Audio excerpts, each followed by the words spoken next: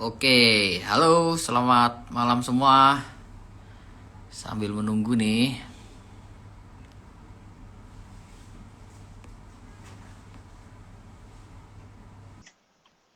Halo Pak Oke, halo Daniel, malam. Halo selamat malam malam. Pak Wijen. Apa Malam kabar? dan Sehat? rekan-rekan. Sehat-sehat, puji Tuhan. Iya. Hari ini kita topiknya menarik Pak Daniel ya, di ghosting sama bandar begitu ya. Nah, ini jujur sebenarnya kita tidak ada rencana ya teman-temannya untuk mengadakan Bitalk malam hari ini karena hari ini kebetulan libur dan saya juga kebetulan sedang lagi liburan di luar begitu. Nah, tetapi melihat topik yang lagi hangat beberapa hari ini ya, kita tahu lah siapa yang kita maksud begitu ya. Ada salah seorang public figure yang masalah pribadi ya sampai keluar ke publik begitu ya sehingga orang-orang mengklaim wah ini korbannya korban di ghosting gitu ya. Nah, kali ini kita akan bicara mengenai ghosting tapi bukan ghosting mengenai relationship tapi lebih di ghosting di capital market begitu ya. Lebih tepatnya di ghosting sama bandar. Nah, buat teman-teman yang nggak tahu ghosting itu, mungkin Pak Daniel bisa kasih penjelasan dikit Pak Daniel. Apa sih ghosting ini? Maksudnya gimana sih di ghosting ini? Oke, kalau kita lihat mungkin seminggu terakhir ya, seminggu Ya, belakangan ada seorang public figure yang boleh dibilang melakukan ghosting nih. Tiba-tiba hilang tanpa memberi kabar kepada pasangannya. Ya mungkin kan boleh dibilang, ya mungkin contoh aja mungkin ada seorang misalkan katakanlah Pak Wijen nih. Punya iya. pengalaman di Yeah. ghosting nggak Pak Wijen? Saya, Misalkan punya oh dulu pasangan, sering Pak. tahu-tahu pasangannya, oh sering. Misalkan Dulu. punya pasangan, tahu-tahu pasangannya ngilang tanpa kabar, udah mau nikah, tahu-tahu ngilang tanpa kabar, terus pergi ke luar negeri misalkan kayak gitu. Kan Betul ibaratnya nih. kan ya sakit banget gitu ya Pak Dispusion ya.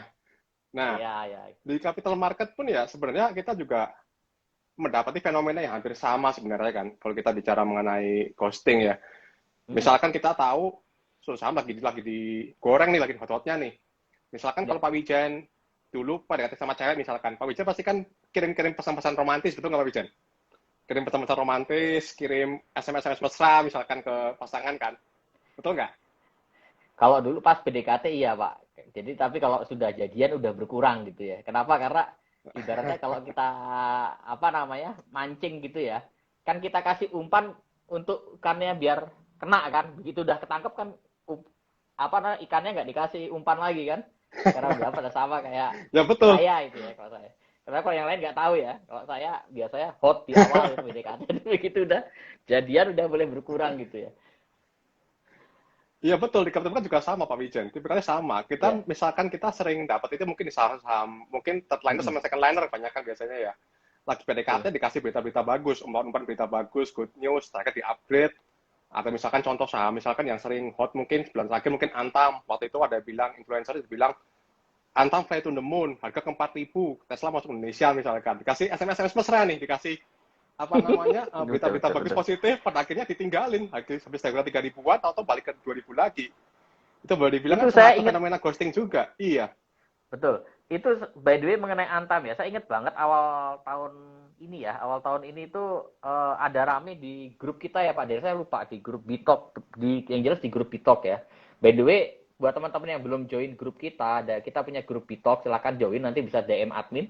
Admin akan memberikan linknya begitu ya. Nah, waktu itu tuh mengenai Antam awal Januari itu ada yang bilang begini Pak Daniel. Jadi dia ini melihat di suatu YouTube YouTubers ini juga pakai Elliot Wave ya. Ini Elliot Wave saya kasih tanda oke. kutip nih ya karena setahu saya YouTubers ini nggak punya sertifikasi CEWA begitu berbeda dengan Pak Daniel dan dia katakan bahwa Antam ini goes to 4.500 atau bahkan 5.000 dia bilang. Itu saya ingat banget itu sekitar awal Januari 2021 kemarin. And then dan saat itu ya ketika Antam memang waktu itu sempat naik ke level-level berapa sempat di atas 3.000 gitu. Semua beritanya bagus semua ya. Orang-orang pada berbondong-bondong beli, optimis Tesla mau datang di bulan Februari ya. Teman-teman kalau ingat Januari kemarin mengenai Antam ini, beritanya yang paling hangat adalah Tesla akan mulai bangun pabrik di bulan Februari. Ya, Februari akan datang timnya Tesla. Sampai sekarang Maret ternyata ya begitulah kita tahu lah mengenai Tesla. Nah, mungkin ini salah satu contoh di ghosting begitu ya Pak Daniel ya. Di PHP-in mungkin ya. Ya, itu salah satu metodenya betul PHP. Jadi Ya. kalau boleh dibilang ya Pak Bandar itu salah satu ciri khasnya adalah PHP. Ditarik seakan-akan mau naik, itu dibanting ke bawah. di wing ke bawah, seakan mau turun, habis itu kita jual, ternyata balik arah. Itu kan ciri Betul, khas capital market, betul ya Pak Majen ya? Kalau mungkin kita betul, sering betul. lihat akhir-akhir ini, apalagi kalau di mungkin 2 minggu belakangan ini boleh dibilang kan kayak gitu. Seakan mau turun, mau jebol support, naik. Seakan mau break resisten, turun. Itu ciri khas yang boleh dibilang di capital market saat ini udah sangat-sangat umum sekarang ini gitu loh. Karakternya memang lebih volatile banget sekarang. Jadi kalau kita bicara mengenai ghosting ya itu banyak banyak banyak faktor juga mungkin ya. Banyak faktor dalam artian ya kita perlu tahu karakteristik doi itu kayak gimana sih gitu loh. Nah kalau Hmm, kita nggak tahu karakternya, misalkan kita tidak tahu seorang influencer yang tadi Pak Vincent bilang, influencer bilang pakai Elliot Wave misalkan antam ke 4,5. Kita nggak tahu dia itu PHP atau bukan gitu kan. Apakah dia karena sengaja membuat itu untuk dalam arti dia akan jualan atau gimana, kita juga nggak akan tahu. Seperti itu. Jadi memang kita harus tahu dulu karakter dia seperti apa nih. Karakter dia seperti apa, atau misalkan kita mengikuti suatu public figure misalkan, ya kita harus tahu dulu public figure itu apakah bisa dipercaya atau tidak gitu loh. betul, Karena betul. kalau misalkan tadi Pak bisa bicara mengenai sertifikasi, orang yang tersertifikasi tidak akan mudah memberikan rekomendasi secara belak-belakan gitu. Maksudnya akan memperhitungkan secara matang. Jadi nggak hanya kita misalnya nggak akan cuma cari sensasi dalam artian wah ini ilmunya lagi bagus nih, Elliott Wave nih lagi ngetren nih. Sekarang banyak sih kalau kita lihat influencer-influencer pakai Elliott Wave itu banyak banget.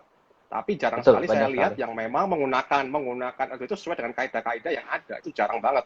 Atau ngomong ini wave 1, ini wave 2, ini wave 3. Yang ngomong kok dari kejadian itu gampang Pak Wijan ya. Tapi kalau Iya, misalkan ngomong iya, belum iya. kejadian, kita mau tahu kita kira-kira nih lebih wave berapa nih mau kemana, itu kan susah. Itu dari di situ yang kelihatan nanti kira-kira mana yang benar-benar Elliott Wave sejati, mana yang kira-kira Elliott Wave abal-abal. Itu pasti akan kelihatan di situ nanti. Betul. Sama mungkin satu lagi saya tambahin ya. Orang yang pakai Elliott Wave ini biasanya yang tanda kutip ya memang yang Elliott Wave yang tanda kutip ini ya. Saya katakan Elliott Wave tanda kutip begitu ya. Itu nanti akan terlihat dari terutama terkait trading plan ya Pak Daniel ya. Artinya ketika Betul. dia memberikan analisis Elliott Wave begitu ya. Kita bisa lihat trading plannya ini masuk akal nggak? Itu yang pertama. Yang kedua, orang yang pakai Elliott Wave tanda kutip gitu ya, biasanya jarang dia melakukan counting secara live begitu, atau dia jarang perlihatkan chart dengan counting yang detail ya. Kalau kita di Elliott Wave itu ada istilahnya degree ya. Kalau dulu waktu saya ujian CEWA gitu ya Pak Daniel pasti juga merasakan karena CEWA Pak Daniel, itu kita ujian untuk counting dari blank chart ya, dikasih chart kosong begitu. Betul. Lalu kita diminta counting dari 1 degree, artinya cuma 1, 2, 3, 4, 5 ABC begitu ya. Lalu 2 degree, wave satunya di breakdown lagi, suruh ngitung lagi, lalu 3 degree ya. Sampai 3 atau sampai 4 waktu itu Pak Daniel ya? Sampai 3 degree. Sampai 3 degree ya. Jadi 3 wave degree, satu di betul. breakdown lagi, di dalam wave satu apa, ada wave 1, 2, 3, 4, 5 begitu ya. Lalu wave satu kecilnya di breakdown lagi. Nah, ini syarat kalau memang kita mau ujian CEWA ya. Nah, kalau saya lihat tanda kutip orang-orang yang pakai Elite Wave tanda kutip ini di luar sana ya, itu saya lihat memang jarang yang melakukan counting sampai lebih dari 1 degree. Biasanya 1 degree itu 1, 2, 3, 4, 5 selesai gitu ya. Tapi jarang di breakdown di dalam wave 1 tuh wave-nya apa sih? Padahal kalau kita berbicara mengenai Elite Wave, ya, ini agak sedikit menyimpang dari ghosting tadi. Ini idealnya memang kita harus breakdown. Wave 1 itu di dalamnya ada wave apa aja sih, seperti itu ya, Pak Daniel ya. Nah, Ya, betul sekali. Jadi kalau kita bicara mengenai Elliott Wave mungkin Pak Wijan ya, mungkin salah ya, satu ciri khas yang paling kelihatan apakah dia cuma sekedar mungkin dadakan mengenai Elliott atau enggak itu dari konsistensinya Pak Wijan. betul, Kalau kita memang di bitrate biasanya kita kan memang konsistensi menggunakan Elliott Wave terus-menerus nih. Apapun yang terjadi kita menggunakan Elliott betul. Wave. Kalau misalkan yang dadakan biasanya tahu-tahu kita menggunakan Elliott Wave, besok harinya menggunakan MACD, besok harinya menggunakan Fibonacci, itu tanya tuh jadinya. Apakah mungkin karena nggak ketemu pola wave-nya terus dikatakan udah pusing lah pakai Fibonacci aja, mungkin ya bisa kayak Ya, gitu ya bisa mungkin sih. Ini iya, jadi iya, seru iya, saya juga sih kalau kita betul, lihat betul, fenomena ini. Betul. betul sepakat. Nah, tadi terkait kembali lagi Pak Daniel ya, terkait ghosting nih, mungkin teman-teman juga pengen tahu ya, gimana sih cara Pak Daniel supaya kita bisa terhindar dari korban ghosting atau dari korban PHP-nya Bandar ini. Mungkin Pak Daniel ada tips nggak Pak Daniel? Kalau saya pribadi sih ya pasti kita perlu kenal namanya teknikal ya. Ya, ya, Teknikal itu boleh dibilang salah satu istilahnya kan kayak apa namanya mapsnya pergerakan harga ya. Jadi kita tahu kira-kira kalau kita belajar teknikal ya kita tahu ini saham ini kira-kira lagi di mana posisinya sih. Minimal nggak usah apa namanya harus tahu dulu paling nggak itu support resisten udah minimal harus tahu dulu minimal support resisten itu udah harus tahu. Soal tren juga kira-kira lagi uptrend atau lagi enggak. Misalkan seperti tadi saya bilang orang pacaran tadi lah. Kalau misalnya kita pacaran PDKT itu wave 1 misalkan nih. PDKT wave 1, terus tarik ulur wave 2 misalkan di Wijen ya. Terus tahu-tahu Ya, ditembak jadian wave 3, jret, misalkan kenceng ke atas, euforia ibaratnya kan senang. Kemudian mungkin menikah terus mungkin bosan wave 4. Nah, nanti tinggal wave 5-nya kita lihat. Wave 5-nya tuh benar-benar kita akan kembali setelah nikah, kita akan mungkin akan euforia lagi, dalam artian akan pasangan akan langgeng atau gimana, atau mungkin malah jadi wave C ke bawah nih Pak Wijen. Karena banyak ya pasangan betul sekarang betul. yang boleh dibilang ya memang tahu-tahu udah mungkin dari 5 tahun pacaran misalkan nih, tahu-tahu ghosting, hilang, ternyata putus nih, jadi wave C ibaratnya kayak gitu kan kalau di kita hubungin soal relationship mungkin ya. Ya, Kalau kita bicara mengenai tipsnya ya paling nggak pertama kita harus kenal dulu sama teknikal, karena itu boleh dibilang itu mapsnya untuk pergerakan harga tuh kayak gimana. Syukur-syukur kalau nanti kita kenal Elliott Wave itu sangat membantu sekali karena hubungannya dengan manusia juga, dengan human behavior juga. Itu sangat-sangat membantu sekali sih nanti sih. Lebih seperti itu sih tipsnya kalau saya sih. Pak Wijam mungkin ada ya, ya. masukan juga? Kalau saya untuk terhindar dari ghosting ya menurut saya jangan terlalu melihat berita. Ini hal yang sangat penting sekali, berita, lalu apa namanya, rekomendasi-rekomendasi dari sumber yang kadang-kadang tidak terlalu kita percaya ya. Karena begini, terutama berita kalau saya lihat ya. Berita itu ini teman-teman boleh percaya atau enggak ya. Jadi memang berita itu seakan-akan sudah tanda kutip di set begitu ya. Di set dalam artian ketika seorang market maker atau seorang bandar begitu ya, seorang bandar dia mau tanda kutip mau jualan, proses distribusi sudah selesai, dia akan yang dia lakukan apa? Yang pertama adalah dia akan melakukan segala cara supaya dia bisa jualan, kan tujuannya itu ya. Caranya bagaimana supaya dia bisa jualan, yaitu dia dengan menyebarkan atau mengcreate berita-berita yang positif. Contohnya kita tahu lah, teman-teman kalau lihat ya, kita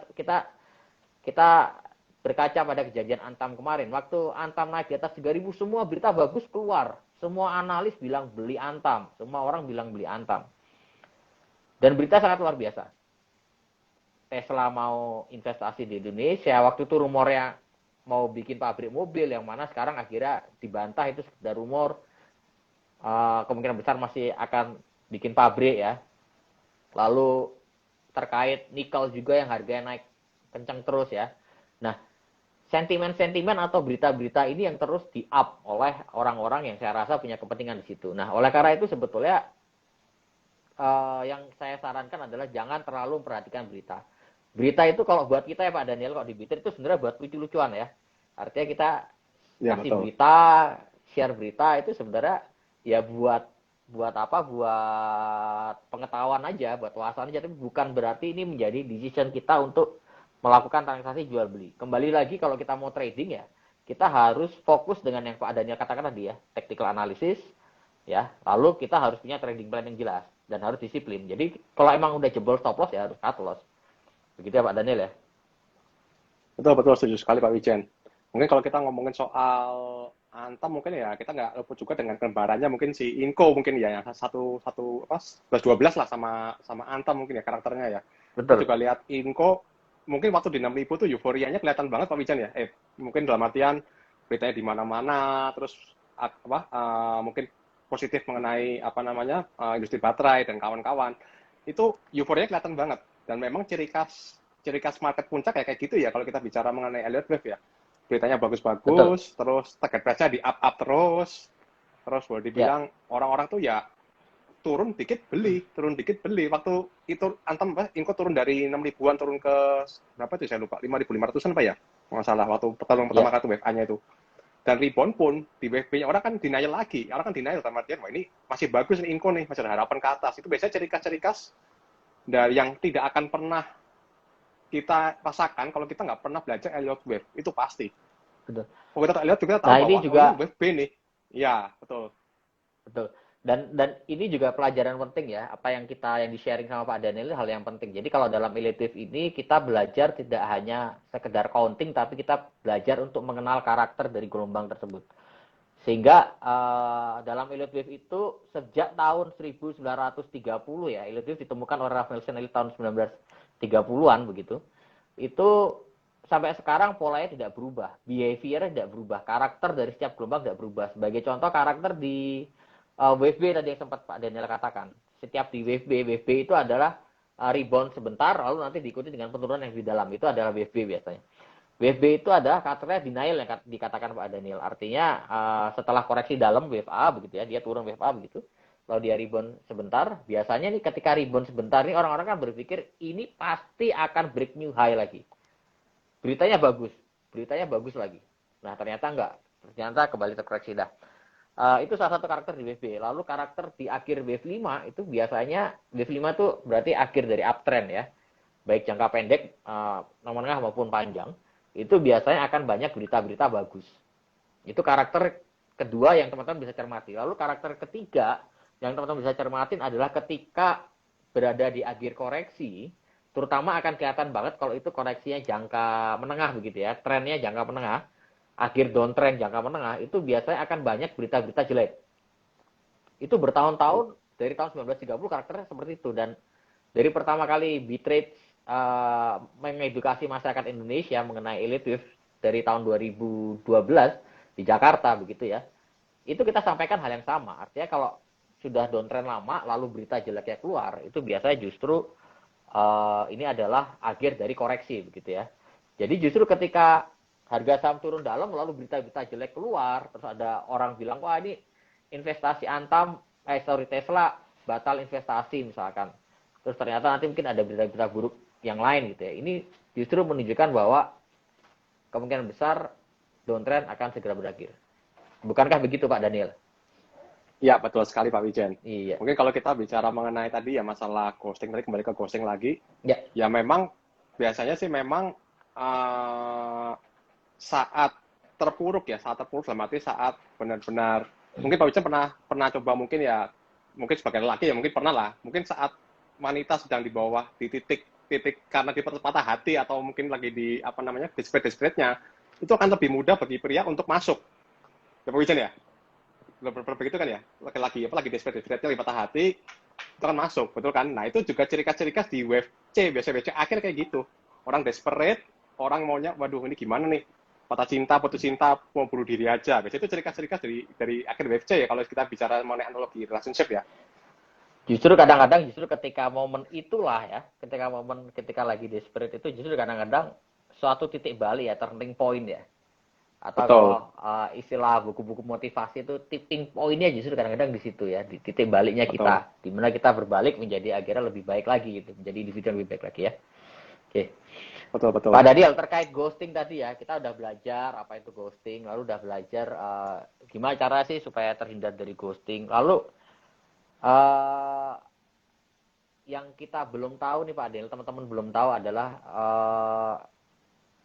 ghosting ini kan terkait dengan karakter dari pergerakan masing-masing saham ya, yang mana pergerakan masing-masing saham ini ditentukan oleh tergantung tanda kutip market maker-nya atau bandarnya siapa di situ. Oleh karena itu karakternya berbeda. Nah, Pak Daniel mungkin punya pengalaman nggak sih untuk mengidentifikasi ya, melakukan identifikasi kira-kira saham apa yang lagi dighostingin sama bandar gitu, lagi diproses dighostingin bandar, artinya bandar lagi distribusi barang, itu karakternya gimana sih Pak Daniel? Supaya teman-teman juga mungkin tahu ya, oh ini saham ini kira-kira sedang didistribusi sama bandar, siap-siap dighosting ini sama bandar. Itu Pak Daniel ada pengalaman apa di situ?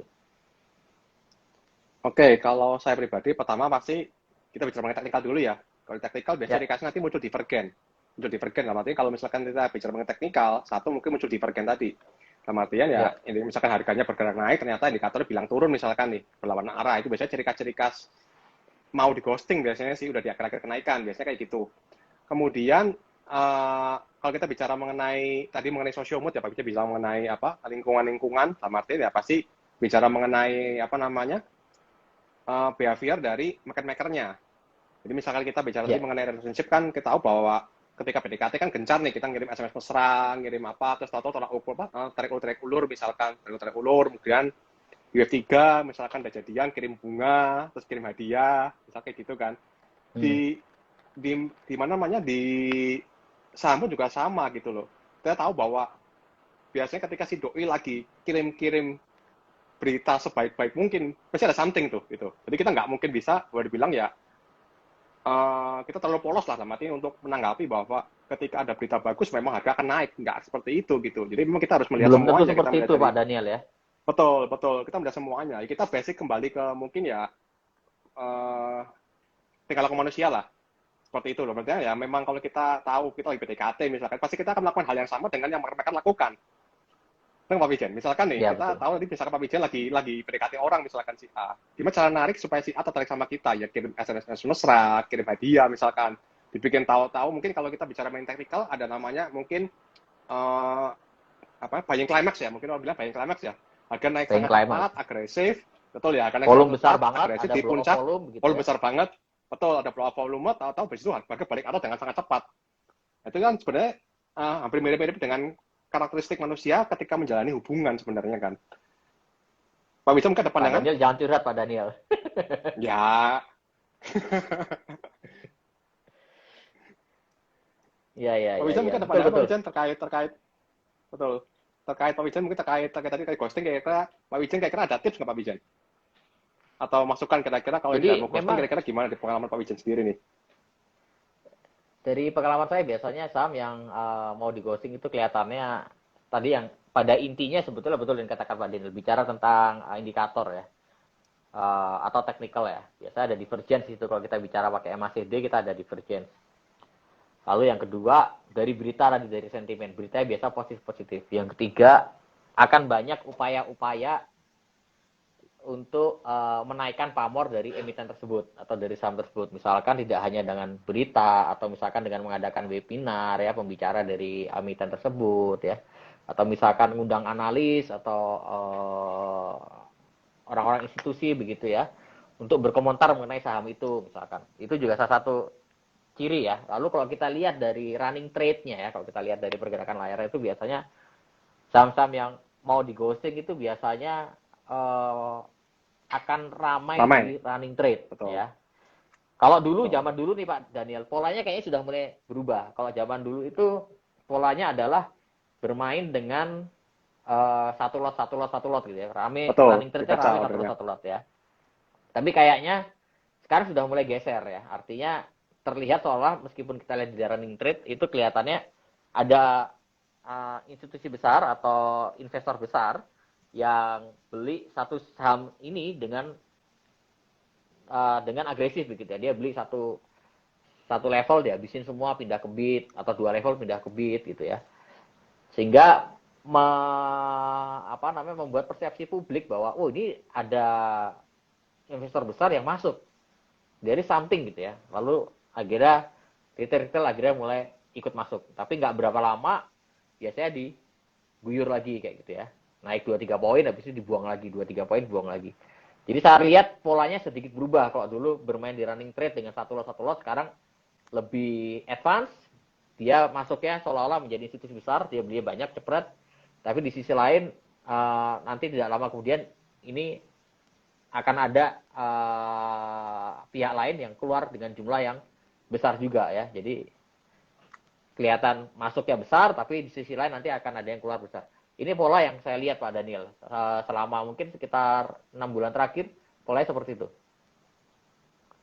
Ya, betul, betul. Jadi kalau kita lihat mengenai pergerakan sekarang, memang modelnya kayak gitu ya. Jadi ditarik 1-2 tick ke atas, tahu-tahu dibanting berapa level ke bawah, kemudian ditarik atas lagi.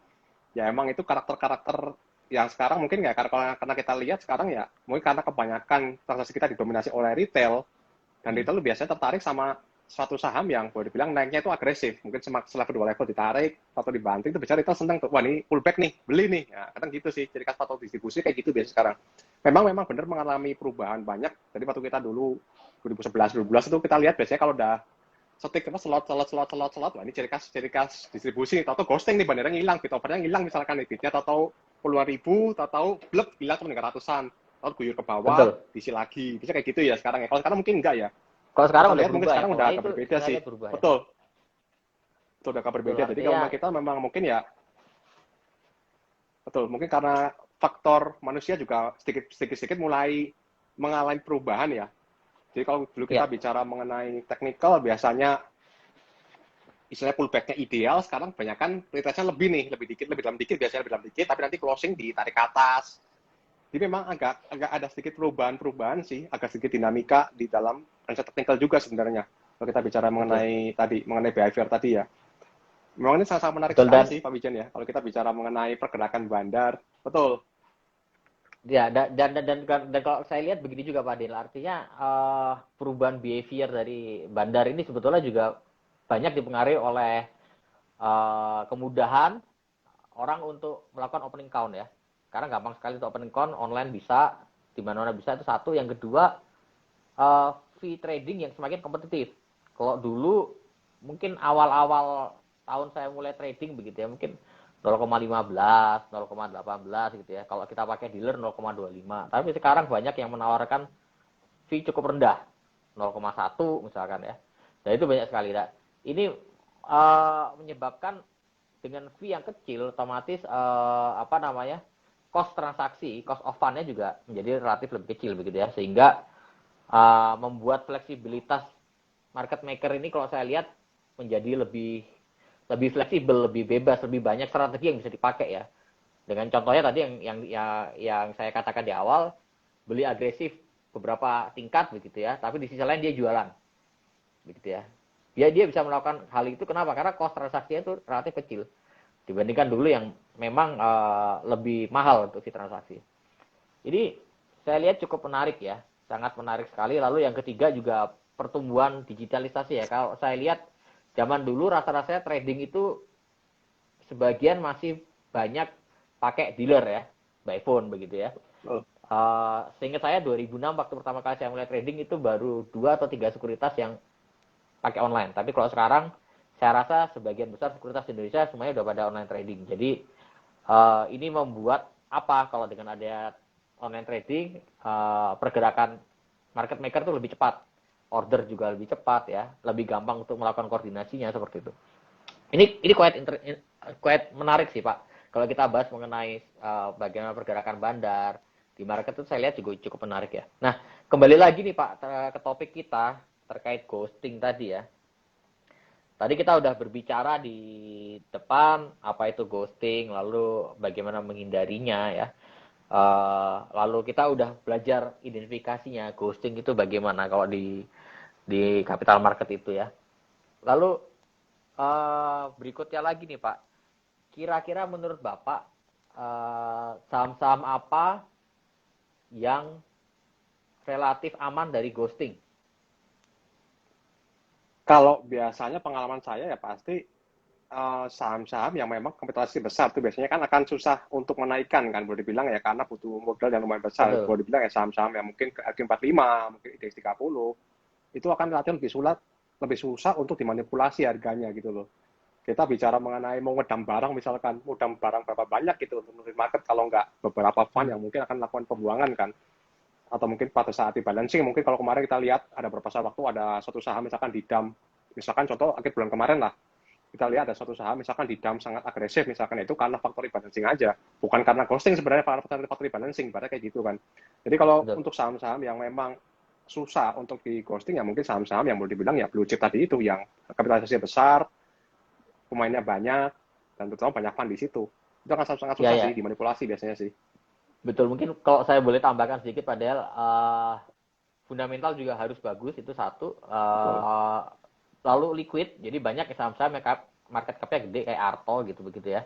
Tetapi sayangnya saya lihat memang dia liquid tapi likuiditasnya itu likuiditas yang tidak natural. Itu yang kalau saya menurut pendapat saya. Berikutnya lagi selain likuiditas, saham-saham yang aman dari ghosting ini biasanya tadi menyambung percakapannya Pak Daniel yaitu dimiliki oleh banyak pihak. Jadi floating share-nya, istilahnya floating share begitu ya, itu besar di atas 40% begitu ya. Lalu dimiliki banyak institusi asing, mau nggak mau, atau institusi lah, nggak harus institusi asing ya, banyaknya dimiliki oleh banyak institusi. Mau nggak mau untuk ngecek saham ini dimiliki institusi atau enggak ya mau nggak mau kita mesti cek RTI, biasanya itu kelihatan, atau KC gitu ya. KC itu biasa kelihatan daftar pemegang saham yang besar-besar itu kelihatan. Kurang lebih seperti itu Pak Daniel ya. Mungkin Pak Daniel ada tambahan nggak Pak Daniel? Ya, betul sih. Kalau kita mau lihat di KSE itu ada. Jadi beberapa, kalau nggak salah tiap akhir bulan, KSE akan ngeluarin Ya. daftar pemegang saham, kira-kira institusi berapa persen, lokal berapa persen, foreign berapa persen, asuran berapa persen, reksadana berapa persen, itu kelihatan semua itu semuanya. Dari Betul. kita bisa cari saham-saham yang boleh dibilang ya memang banyak dimiliki, mungkin oleh salah satunya oleh fund mungkin ya. Karena fund pasti kan untuk milih saham pasti kan nggak sembarangan. Ada pertimbangan mungkin dari segi likuiditas, ada pertimbangan dari segi fundamental. Kita bisa ngopi sebenarnya sih, ngopi dari situ kira-kira fund punya apa, kita bisa ikutin. Jadi kalau saya pribadi sih, ya kita akan apa ya, ada sedikit PR untuk melakukan verifikasi di situ nanti. Ya. Mungkin gitu Pak Wijan. Selanjutnya Pak Daniel, kita bicara saham yang rasa-rasanya banyak, saya yakin banyak yang jadi korban nih, yaitu saham-saham bank digital, bank-bank kecil ya. Kita tahu beberapa minggu yang lalu ini bank-bank rame sekali, contoh kayak BBYB waktu itu rame sempat ke harga 1000, sekarang udah turun ke bawah 700. Itu kalau kita lihat dari harga 1000 ke 700 artinya udah lebih dari 30% turunnya begitu ya. Lalu ada apa lagi yang kemarin ya, BBHI, kita cek sebentar ya. Untuk BBHI juga kemarin sempat rame, itu sempat suspend beberapa hari, terus kemarin udah mulai terkoreksi sempat ke 2450, sekarang di 2250 udah mulai turun. Lalu ada BGTG, kemarin kita lihat chartnya, BGTG juga gitu suspend, lalu dia sudah turun sempat 246, lalu dia mulai koreksi. Lalu ada BVIC juga masih suspend begitu ya. Lalu ada BABP waktu itu, bank-bank kecil udah mulai koreksi sempat ke harga 150 Pak Daniel, lalu turun ke 102. Artinya udah hilang value-nya 30% dari titik tertinggi. Nah, ini fenomena yang menurut Pak Daniel bagaimana komentarnya? Jadi sempat naik, saya ingat banget itu soalnya beberapa minggu yang lalu banyak orang nanya soal bank digital. Itu persis ketika harga lagi naik kencang. Habis itu begitu koreksi, udah berapa hari udah mulai koreksi, lalu hilang.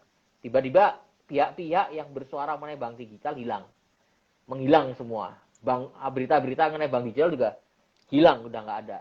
Seolah ditinggalkan. Ya, kita sudah sukses jualan, harga udah turun, lalu retail yang nyangkut di atas dibiarkan. Menurut Pak Daniel gimana pendapatan melihat bank-bank digital?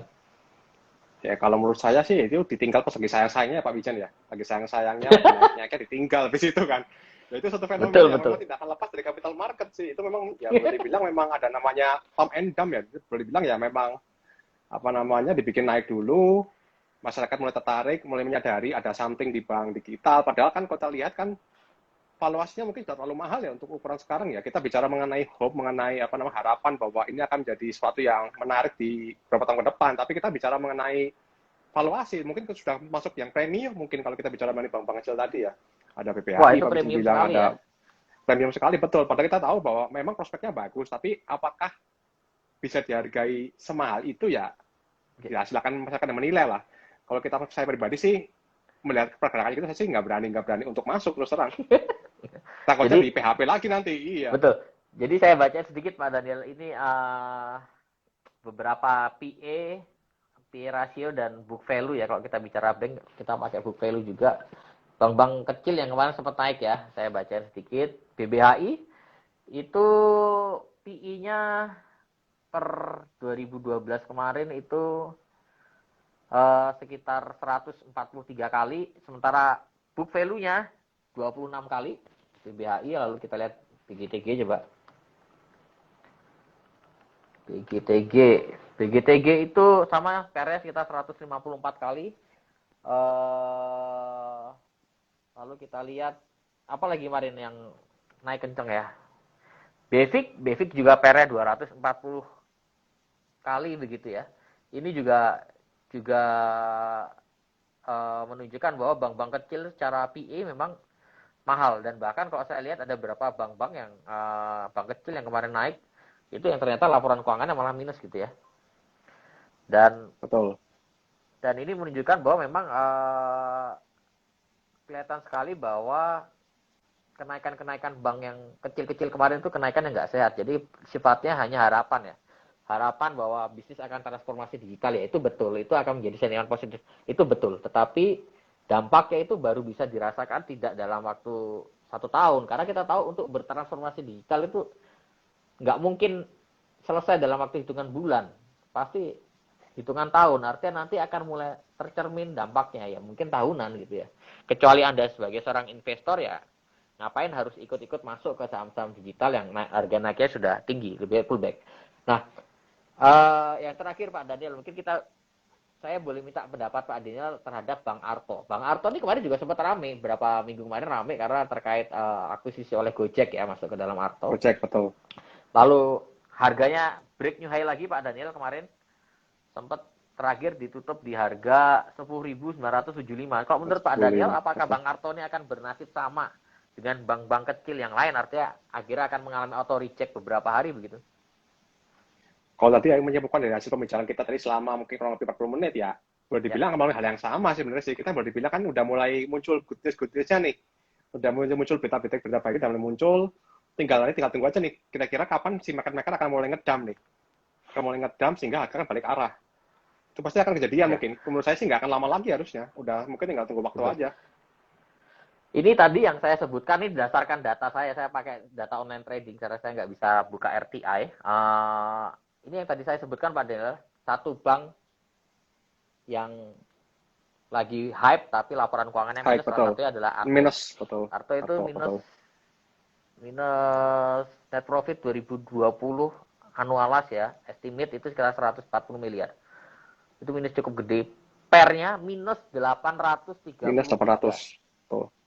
Ya artinya gimana? Artinya ya kita lihat lah itu. Betul. Udah sangat mahal sekali. Book value 100 kali. Gitu ya. Dengan harga sekarang. Artinya kalau Anda beli Arto dan harga sekarang itu kita berbicara Anda membeli barang 100 kali lebih mahal dari harga aslinya. Tetapi karena kita elitisian nih Pak ya. Kita nggak afdol kalau kita melihat Arto dari sisi fundamental. Nanti netizen akan bilang, Pak katanya elitis nggak terpengaruh sama fundamental sama berita. Kok ngomongin fundamental gitu ya. Nah, menurut Pak Daniel, kira-kira Arto ini lagi di wave berapa nih Pak? Kalau kita lihat dari mood-nya, dari sentimennya, dari hype-nya begitu ya. Kalau saya lihat sih di wave 5. Cuma saya belum melihat apakah itu wave 5 dari 3 atau 5 dari C, saya nggak tahu. Jadi nanti kita lihat aja apakah dia 5 dari C atau 5 dari 3, saya nggak tahu. Tapi menurut saya dulu itu udah di wave 5 sih. Udah di wave 5 dari something. Sekalipun ini di wave 5 dari 3 begitu ya, artinya kenaikannya sudah terbatas untuk jangka pendek. Kalau dia akan mengalami pullback ya Pak Daniel ya. Betul, koreksinya mungkin cukup dalam mungkin ya. Kalau kita lihat, karakternya di wave 2-nya mungkin karakternya dangkal, wave 5-nya mungkin kita lihat karakternya akan dalam. Saya sepakat, saya melihat. Betul. Ya. Jadi teman-teman ini salah satu agar teman-teman di sini juga mengerti ya. Saya dan Pak Daniel terpisah tempat, hanya kita melihat chart yang sama dan kita belum pernah analisis wave yang sama ya Pak Daniel, tapi saya dan Pak Daniel punya view yang sama bahwa ini di wave 5 antara wave 5 wave 3 atau wave 5 dari wave C ya. Lalu kita melihat hal yang sama juga di mana wave 2-nya dangkal. Artinya counting saya dan Pak Daniel itu sama begitu ya. Jadi kalau ada orang mengatakan elite wave itu beda-beda counting ya, tergantung orangnya sertifikasi atau enggak. Kalau yang tersertifikat ya harusnya countingnya sama. Contohnya kayak saya dan Pak Daniel ya. Memang ini posisinya sedang di wave 5. Artinya masih ada upside? Ya saya rasa masih ada.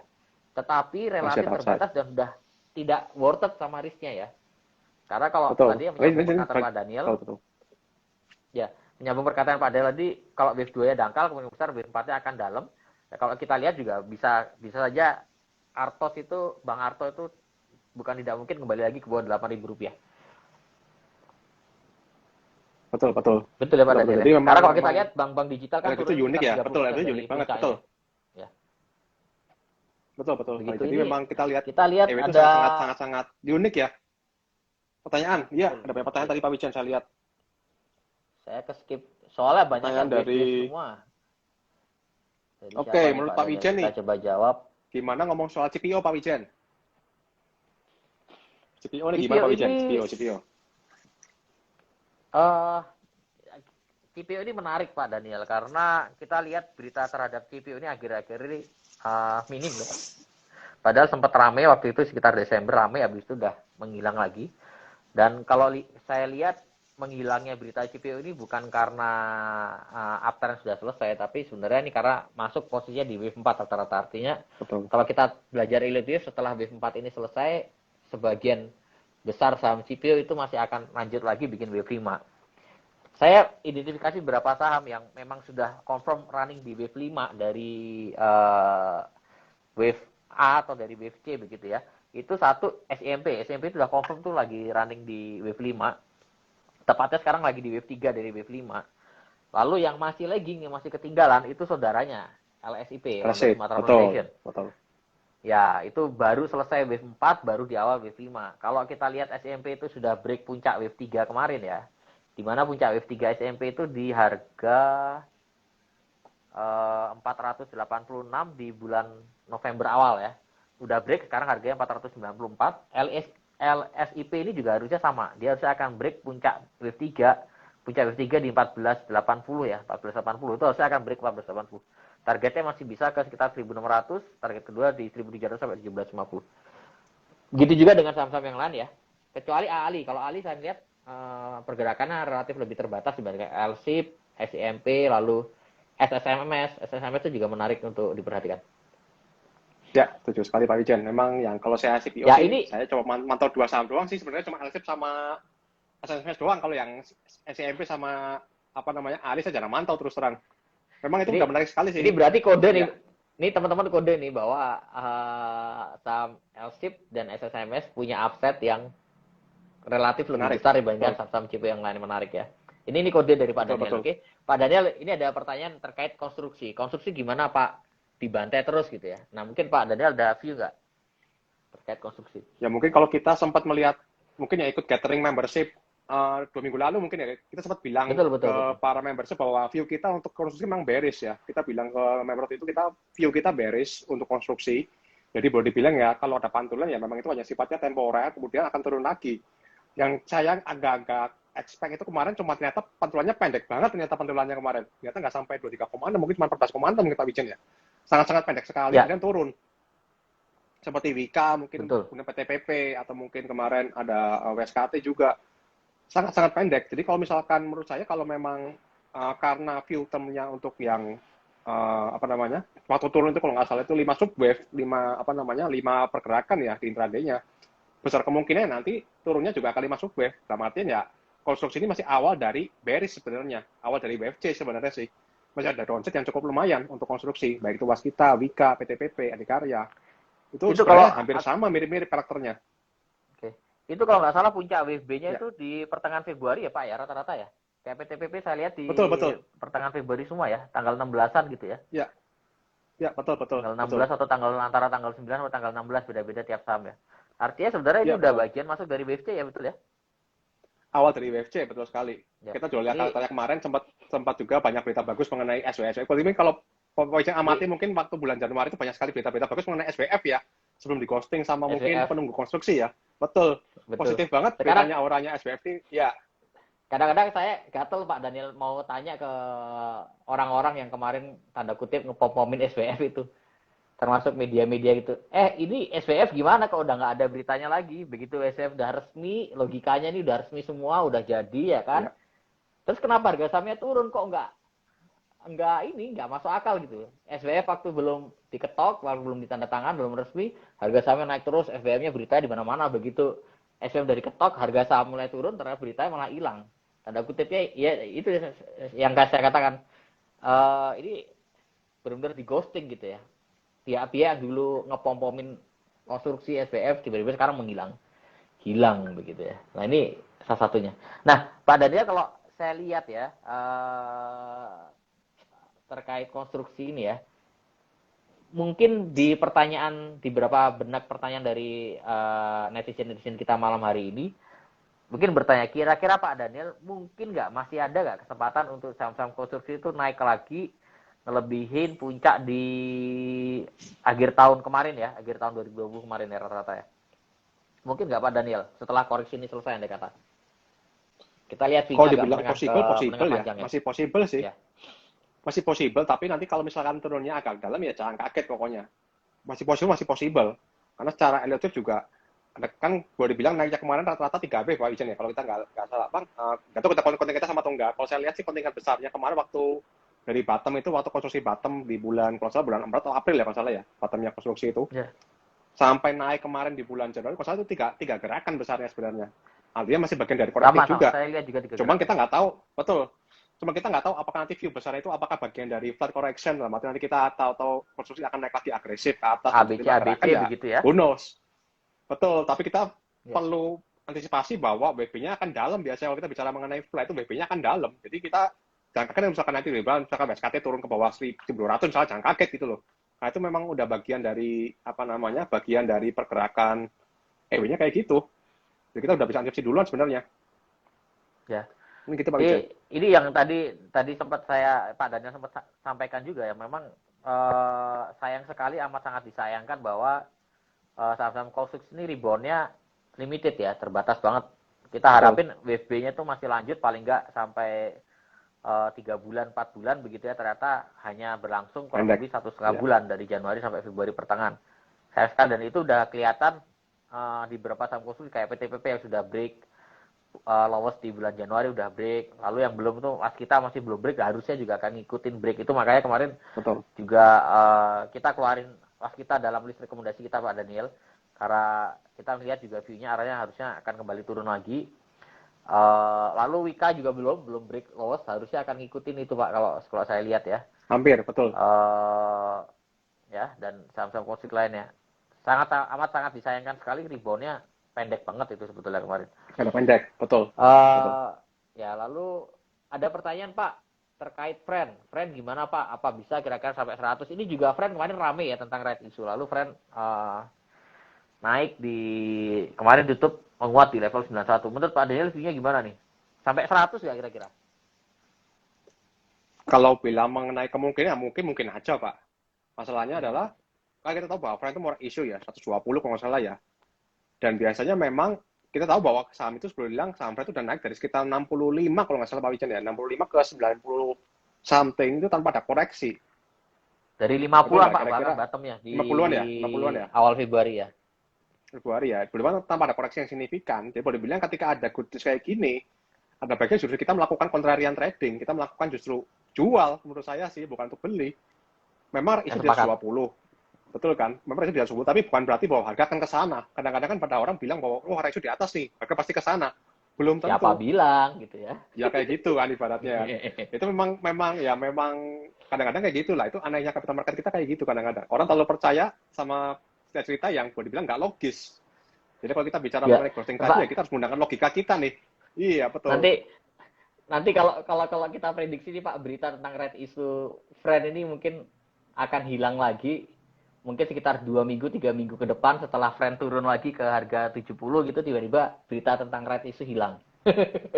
Tapi saya gitu pada dasarnya sepakat ya. Friend itu sebenarnya statusnya udah harusnya dipakai sell on strength karena kita ngelihat bahwa posisinya kalau dari wave ini diakhir dari wave 5 dari something gitu ya, entah wave 5 dari wave C atau wave 5 dari mana begitu ya. Nah, ini menarik dan harusnya kita lihat koreksinya akan cukup agresif karena yang tadi Pak Daniel sampaikan bahwa Friend ini sudah naik signifikan dari harga 50-an sampai sekarang tanpa ada koreksi yang signifikan begitu ya. Artinya kalau kita belajar di capital market itu ada hukum fisika yang berlaku, ada aksi ada reaksi. Jadi kalau harga saham itu naik kenceng tanpa ada koreksi signifikan, nanti ketika turun koreksi itu most likely kemungkinan besar koreksinya juga akan agresif dan akan signifikan seperti itu ya. Jadi buat teman-teman masih pegang Friend, saya juga masih pegang Friend Pak Daniel by the way. Saya masih ada sisa sedikit Friend. Sebaiknya dijaga trailing stopnya aja di harga 80 berapa ini ya? Kita lihat di 83. Break 83 mending keluar. Ya, betul. Gitu Pak Daniel, kita masih ada sekitar 8 menit lagi. Kita masih jawab pertanyaan yang lain. Mari Pak. Oke, siap. Saham Mari. Ini juga kemarin rame nih Pak Mari, sampai ada webinarnya bareng emiten nih Pak. Terus terang kalau Mari saya terus terang nggak pegang chart ini, saya cuma pegang RTI doang. Tapi kalau lihat dari gerakannya sih harusnya udah di wave 5 harusnya itu. Udah di wave 5 dari something itu mestinya. Gitu ya Pak ya. Betul. Saya juga kebetulan nggak mantau Mari nih. Tapi kalau kita lihat chartnya sekilas, ini posisinya sudah berada di wave 5. Mungkin pun kalau masih naik mungkin upside terbatas ya, 280 sampai 300 maksimal. Tapi ini yang perlu diperhatikan level pentingnya, itu level support penting kalau saya lihat ada di level 240 level support pertama, lalu yang level support konfirmasinya atau krusial ada di 212 ya. Kalau break 240 better mending exit, apalagi kalau break 212 itu udah mendingan exit aja itu karena kemungkinan besar turun lagi ke bawah 160 tuh untuk Mari. Jadi hati-hati. Memang rata-rata rata-rata saham-saham yang beritanya sudah kenceng di luar tuh biasa karakternya berada di wave 5 tuh, entah di awal wave 5 atau di mid wave 5 atau di akhir wave 5, tapi rata-rata udah di akhir wave 5 semua ya. Betul. Jadi kalau kita ngomongin soal sektor mungkin ya, ada satu sektor yang lagi menarik itu pakan ternak. Itu belum ada berita, saya bilang belum ada berita yang signifikan, tapi harganya naik nih. Ini satu saham yang menarik sebenarnya kalau kita bicara mengenai pakan ternak ya. Ada Java, ada Main, ada mungkin ada apa namanya Cepin ya. Itu naiknya diam-diam nih. Naiknya juga di ghosting, naiknya tanpa berita sama sekali nih, tanpa ada ghosting. Ini menarik sekali sebenarnya kalau kita bicara mengenai pakan ternak nih. Ada Java, ada Main, ada Cepin juga. Itu boleh dibilang ya lagi di awal-awal kenaikan, kalau saya nggak salah itu masih di awal-awal kenaikan itu. Lagi di awal udah di pertengahan B3 lah, B3 something. Ini Polri termasuk saham yang kemarin saya sempat ketinggalan nih Pak Daniel karena naiknya diem-diem, tahu-tahu udah naik di 67. Jadi tapi ini saya sepakat sama Pak Daniel bahwa saham Polri ini menarik dan kalau pullback kita wajib untuk ambil untuk saham Polri ya. Sebaiknya tunggu pullback ya Pak Daniel ya. Betul.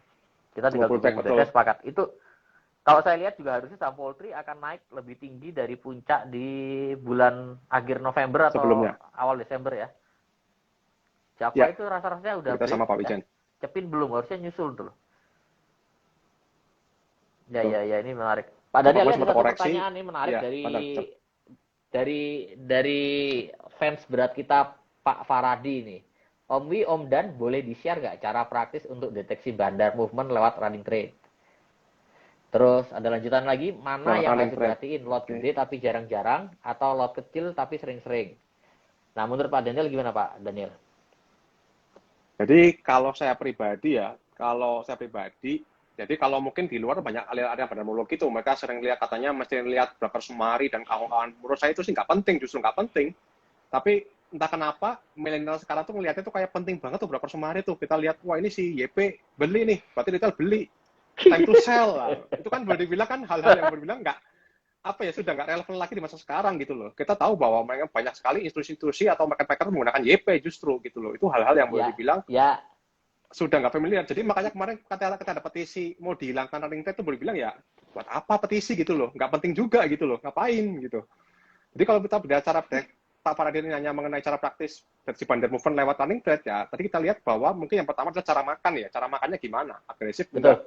Kemudian kita lihat posisinya tadi mungkin kita bicara mengenai fraktal di intraday.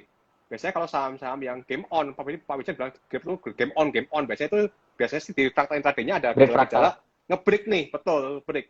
Jadi memang paling penting biasanya lot gede tapi jarang menurut saya sih.